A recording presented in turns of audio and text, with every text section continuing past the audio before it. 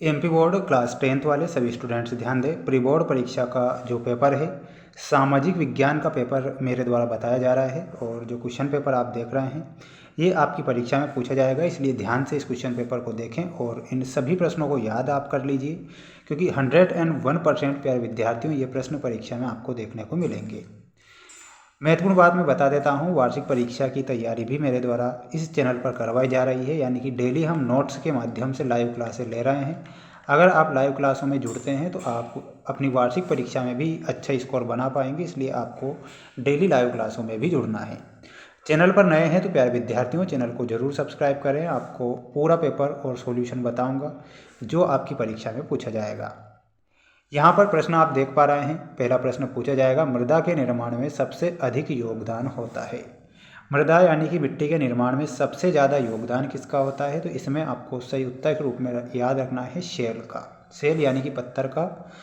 सरदार सरोवर बांध बना है तो सरदार सरोवर बांध किस नदी पर बना है? तो इसमें आपको नर्मदा नदी करेक्ट करना है, जो कि हमारा सही होगा। मुंबई में पहली कपड़ा मिल स्थापित हुई थी तो 1854 में स्थापित हुई थी, तो यहाँ पर आपको 1854 करेक्ट याद रखना है। चैनल पर नए हैं तो प्यारे विद्यार्थियों चैनल को आप जरूर सब्सक्राइब कीजिएगा, क्योंकि हम अगर आपके लिए मेहनत कर रहे हैं तो आपको भी मेहनत करना है अपने लिए, ठीक है। सिंहरी को श्रीलंका में कब राजभाषा घोषित किया गया था? प्यारे विद्यार्थियों इसमें हमारा सही उत्तर होगा 1956 में।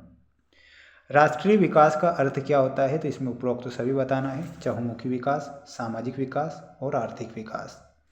कपास किस प्रकार का उत्पाद है? तो प्यारे विद्यार्थियों कपास एक प्राकृतिक उत्पाद है, तो इसमें आपको प्राकृतिक लिखना है। बढ़ते हैं अगले प्रश्न की ओर। अगला प्रश्न आपकी परीक्षा में आएगा, आप देख लीजिए। पूरा पेपर बताऊंगा सॉल्यूशन के साथ, इसलिए आपको बने रहना है लास्ट तक अगर आप अच्छे नंबर लाना चाहते हैं। संपूर्ण उत्तरी मैदान मृदा से बना है, तो संपूर्ण उत्तरी जो मैदान है वो कौन सी मृदा से बना है?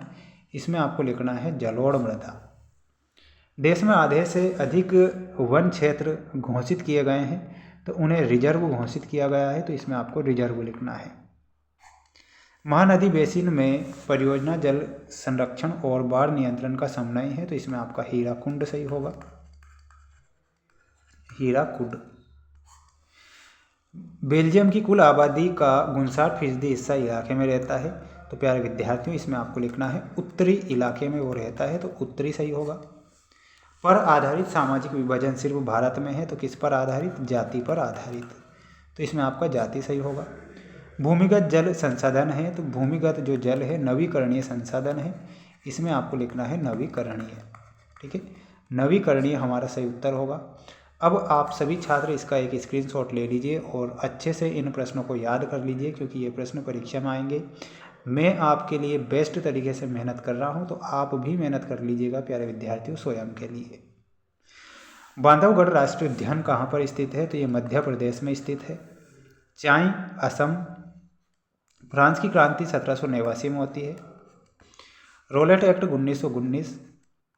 बेल्जियम की भाषा डच एवं फ्रेंच से मिलाना है। करेंसी में देश की सरकार उसे प्राधिकृत करती है, तो ऑप्शन नंबर खा से मिलाना है। स्क्रीनशॉट ले लीजिए और अच्छे से इन प्रश्नों को याद कर लीजिए प्यारे विद्यार्थियों, प्यारे साथियों। अच्छे से याद कर ही लेना है, बिल्कुल वीडियो को मिस नहीं करना है। कमेंट बॉक्स में जय हिंद का मैसेज जरूर कीजिएगा अगर आपको इस वीडियो को अच्छा लगता है तो। सत्य सत्य में देखिएगा आप प्रश्न हमारा। मध्य प्रदेश में स्थायी वनों के अंतर्गत सर्वाधिक वन क्षेत्र आते हैं, ये बिल्कुल सत्य है। बहुउद्देशीय योजनाओं के कारण भूकंप आने की संभावना बढ़ जाती है, तो यह भी सत्य बताना है। 1805 में फ्रांस की क्रांति हुई थी, यह गलत होगा। यूरोपीय संघ का मुख्यालय ब्रुसेल्स। 2011 की जनगणना के अनुसार पुरुषों की साक्षरता दर 76% थी, यह गलत है। किसी भी अर्थव्यवस्था को 4 क्षेत्रों में बांटा गया है, तो यह बिल्कुल सत्य होगा। स्क्रीनशॉट ले लेना है आपको और अच्छे से पढ़ लेना है ना, बिल्कुल 100% आएंगे बेटा, बिल्कुल टेंशन नहीं लेना है आपको। बांधों को आधुनिक भारत का मंदिर किसने कहा था? तो ये कहा था जवाहरलाल नेहरू ने।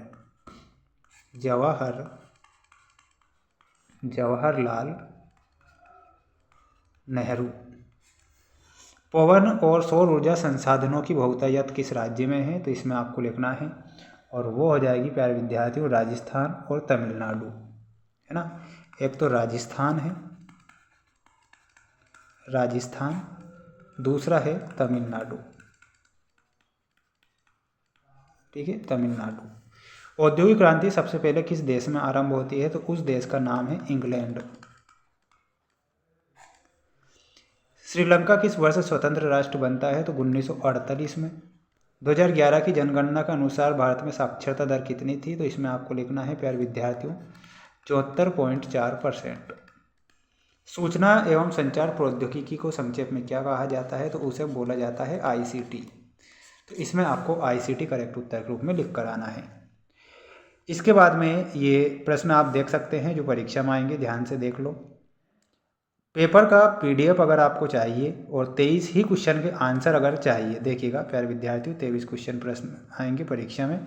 अगर 23 ही क्वेश्चन के आंसर चाहिए तो हमारा ऐप है जिसका नाम है मेंस एजुकेशन ऐप।